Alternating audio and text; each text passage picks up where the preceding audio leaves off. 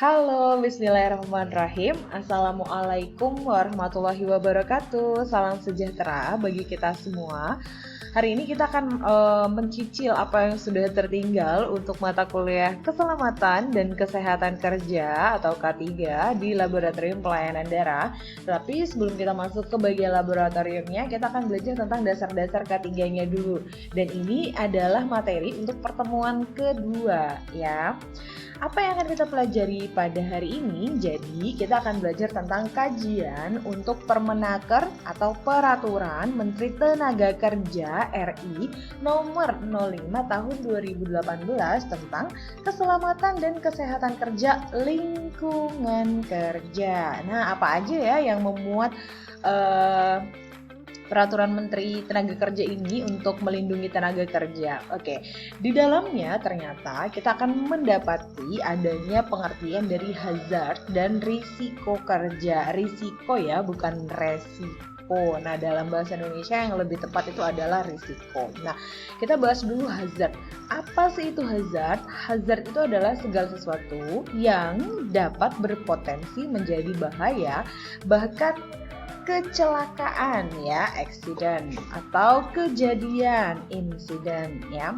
Jadi maksudnya itu bagaimana sih? Kalau misalnya kita lihat nih ada seseorang yang ingin memperbaiki lampu tanpa alat yang bisa membantu. Misalnya kita kan bisa sekarang ini memperbaiki lampu pakai tongkat gitu ya. Jadi lampunya kita nggak perlu naik ke atas meja yang ditumpuk dengan kursi. Nah, kegiatan naik ke meja atau naik ke kursi untuk memperbaiki lampu itu adalah kegiatan yang berpotensi menjadi bahaya gitu ya.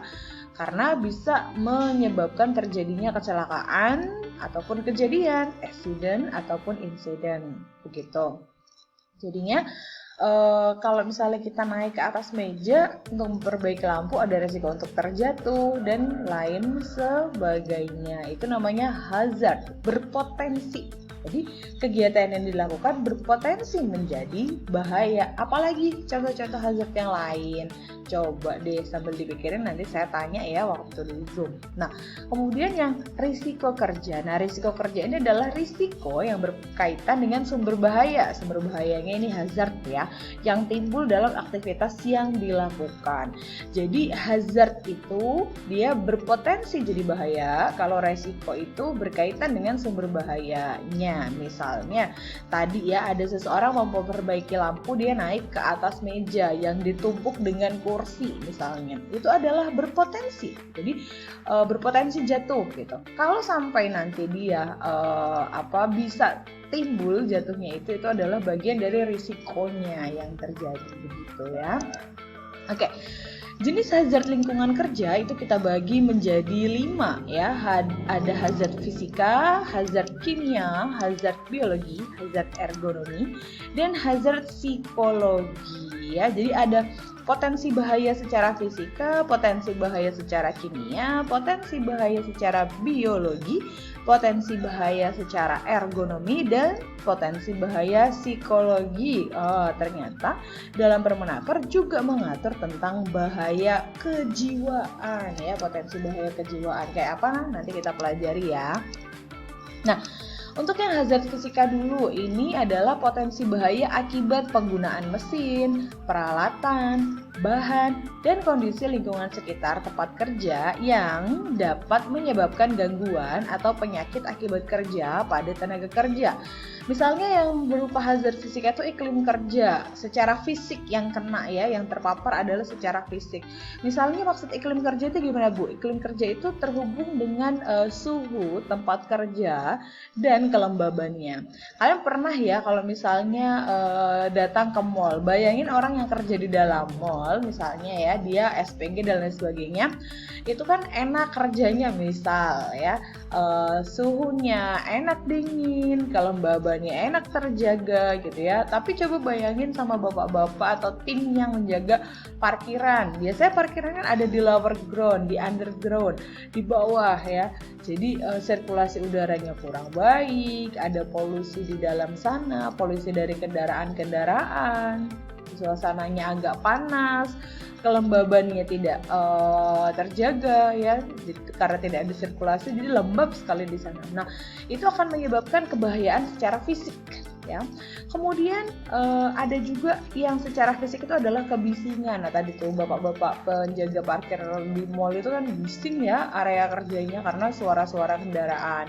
Tapi selain itu juga ada pekerjaan-pekerjaan lain yang berhubungan dengan kebisingan. Nanti kalian coba pikirkan apa ya. Terus misalnya ada kebahayaan getaran. Ada juga kebahayaan dalam bentuk radiasi gelombang mikro, radiasi ultra ungu atau ultraviolet, radiasi medan magnet statis, tekanan udara, dan pencahayaan. Gitu. Nah, ada lagi yang lain namanya hazard kimia atau kebahayaan atau potensi bahaya dari bidang kimia. Apa itu? Faktor yang mempengaruhi aktivitas tenaga kerja yang bersifat kimiawi itu adalah hazard kimia. Disebabkan oleh penggunaan bahan kimia dan turunannya di tempat kerja yang dapat menyebabkan penyakit pada tenaga kerja, meliputi kontaminan kimia di udara berupa gas, uap, dan partikulat. Jadi kalau misalnya tenaga kerja yang sering menggunakan etanol misalnya ya, kalau perawat kalian juga nanti ya sebagai teknisi bank darah itu juga sering terpapar etanol untuk kita swab etanolnya sebagai desinfeksi atau desinfektan pada kegiatan sebelum aftab. Nah itu kan etanol bisa menguap ya. Sering-sering menghirup itu juga sebenarnya nggak bagus karena terakumulasi gitu kan ya, nantinya akan terakumulasi di dalam tubuh. Ada sih detoksifikasinya secara periode gitu ya di dalam tubuh, maka untuk melindungi memang lebih baik kalau asap dan lain sebagainya pakailah masker gitu ya. Nah, kemudian ada lagi hazard biologi atau potensi bahaya biologi. Ini adalah faktor yang dapat mempengaruhi aktivitas tenaga kerja yang bersifat biologi, disebabkan oleh makhluk hidup seperti hewan, tumbuhan, dan produknya, serta mikroorganisme yang dapat menyebabkan penyakit akibat kerja. Nah, untuk teknisi bank darah sendiri atau teknisi pelayanan darah, ini yang paling besar sekali resikonya itu adalah hazard biologi. Kenapa? Karena ketika kalian menyadap darah dari donor, kan kita dalam posisi tidak tahu ya apakah donor ini clear, apakah donor ini bersih. Bisa jadi dia ternyata terinfeksi penyakit menular gitu ya. Nah, penyakit menular itu kan disebabkan oleh bakteri, virus ya, ini adalah mikroorganisme. Nah, kita bisa saja atau seorang teknisi bank darah bisa saja terpapar hal itu gitu ya. Makanya untuk menjaga penggunaan APD itu sangatlah penting. Kemudian melakukan pekerjaan sesuai SOP-nya. Jadi kalau misalnya lagi aktas, lagi ngolah darah, jangan makan di dalam laboratorium, patuhi SOP-nya. Kadang mahasiswa itu kalau lagi latihan di lab nggak benar-benar bikin lingkungan kerja di lab itu sama kayak lingkungan kerjanya. Jadi di lab berani ambil kerja menangani darah-darah gitu ya. Kemudian pakai sarung tangan sih, tapi dia buka permen, bungkus permen pakai sarung tangannya itu terus makan permen. Nah, itu bahaya kegiatan semacam itu. Karena bisa menimbulkan adanya potensi bahaya secara biologi, penularan penyakit ya yang dibawa oleh bakteri maupun virus yang ada pada darah gitu ya. Sempat juga pernah ada kasus teknisi pelayanan darah, saya lupa daerahnya di mana, itu juga justru terkena HIV/AIDS ya. Karena apa? Karena ada hal yang agak kalau nggak salah tertumpah gitu ya, dan ternyata tidak menggunakan APD secara lengkap dan ada bagian tubuh yang terluka. Jadi darahnya itu mengkontaminasi bagian tubuh yang terluka dari teknisi itu, dan kemudian setelah beberapa bulan ketahuan lah ternyata positif AIDS gitu. Serem ya. Jadi kalau bisa karena kalian adalah teknisi pelayanan darah atau bank darah atau orang kesehatan, patuhi segala apa yang harus dilakukan oleh orang kesehatan ya. Walaupun menggunakan APD itu nggak nyaman, tapi kan baik dan penting untuk menjaga diri dan menjaga keluarga gitu ya. Kenapa saya bilang menjaga keluarga? Karena kalau misalnya kalian nggak pakai APD, bisa jadi bakteri atau virusnya terbawa di baju, di pakaian. Harusnya itu hanya ada di tempat kerja aja ya. Kalau kalian pakai APD kan APD-nya aja yang kena, nanti bajunya tetap clear gitu ya, pulang ke rumah nggak masalah lah. Tapi kalau misalnya kalian bawa itu ada di baju karena kalian nggak pakai APD, nanti orang-orang rumah malah yang kena gitu ya. Oke.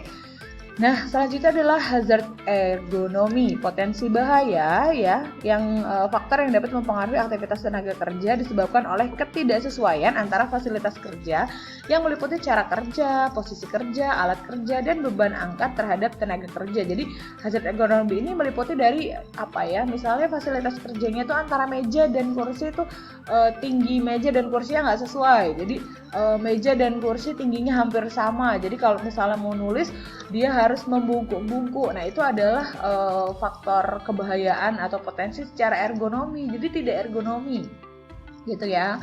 Terus mungkin kalau misalnya ada tangga, anak tangganya terlalu jaraknya tinggi-tinggi gitu ya. Jadi kalau melangkah itu sulit sekali. Nah, itu juga adalah kebahayaan ergonomi. Kalau itu dilakukan terus-menerus tentunya akan menimbulkan resiko kerja atau penyakit akibat kerja pada tenaga kerja gitu ya. Misalnya sakit pada bagian tulang belakang kayak gitu. Nah, terus ada lagi hazard psikologi. Nah, ini yang seringkali diabaikan, padahal sering juga tenaga kerja ini terpapar hazard psikologi ini. Apa tuh? Ini disebabkan oleh hubungan antar personal di tempat kerja ya, peran dan tanggung jawab terhadap pekerjaan. Jadi ini menimbulkan kebahayaan psikologi. Jadi misalnya kerja, tapi partner kerjanya itu ogah-ogahan kerjanya, malas misalnya ya, atau tidak bertanggung jawab, atau kerjanya sembrono, kan kita mangkel dongkol sebel gitu ya. Nah, itu sebenarnya adalah potensi bahaya secara psikologi. Atau bukan partner kerjanya tapi atasannya memberi beban kerja terlalu tinggi, jam kerjanya harusnya seorang itu sehari hanya 8 jam tapi diminta untuk lebih dari 8 jam per hari. Atau misalnya jabatannya bukan kepala UTD tetapi diminta bertanggung jawab terhadap pekerjaan kepala UTD karena kepala UTD-nya sibuk misalnya, jadi menanggung tanggung jawab yang bukan sebenarnya harusnya ditanggung. Nah, itu adalah hazard atau kebahayaan dari sisi psikologis, dan banyak juga yang mendapatkan kebahayaan ini tetapi tidak mendapatkan penanganan karena dia lebih sisi kejiwaan ya, jadi nggak kelihatan secara fisik gitu. Nah, bagaimana cara kita melakukan pengendalian hazard pada lingkungan kerja? Nah, kita bisa melakukan yang pertama adalah eliminasi, kemudian substitusi, rekayasa teknis, administratif, alat pelindung diri ya. Jadi ini adalah hierarki kontrol atau dia adalah piramida gitu untuk penanganan pengendalian hazard pada lingkungan kerja. Kalau kita bisa melakukan elimination ya, maka akan lebih efektif. Di sini dilihat biru ya, sangat efektif. Tapi kalau kita hanya melakukan perlindungan pengendalian hazard itu dengan cara memberikan APD pada tenaga kerja, ini masih kurang efektif. Jadi kalau misalnya kita pikirkan gini, bagaimana caranya kita menghindari hazard dan risiko kerja tadi itu? Caranya pakai APD. Sebenarnya menggunakan APD saja itu masih kurang efektif. Ada langkah-langkah yang lebih baik dilakukan dan lebih efektif gitu ya, sehingga kalau misalnya kita ngelakuin langkah-langkah itu akan terjadi pengendalian hazard dan risiko pada lingkungan kerja lebih baik. Jadi kita akan terhindar dari penyakit akibat kerja. Nah, apa aja yang efektif? Kita akan belajar dari yang paling efektif hingga ke yang nantinya tidak terlalu efektif, atau gimana ya, maksud saya gini. Kalau dia udah diproteksi dengan APD di sini ya, terus habis itu ada administrative control makin baik gitu ya. Terus ada engineering control, sangat baik. Ada substitusi, sangat baik. Ada eliminasi, sangat baik. Jadi dari segitiga yang bawah ini ke atas itu harus dilakukan untuk mencapai hasil yang baik dalam pengendalian hazard dan lingkungan kerja gitu. Bukan berarti terus nggak pakai APD gitu ya, ya pakai tetap misalnya ya. Tapi kalau sudah terjadi eliminasi sebenarnya tanpa pakai APD juga boleh, tapi nanti kita bahas dulu ya apa maksudnya di video berikutnya.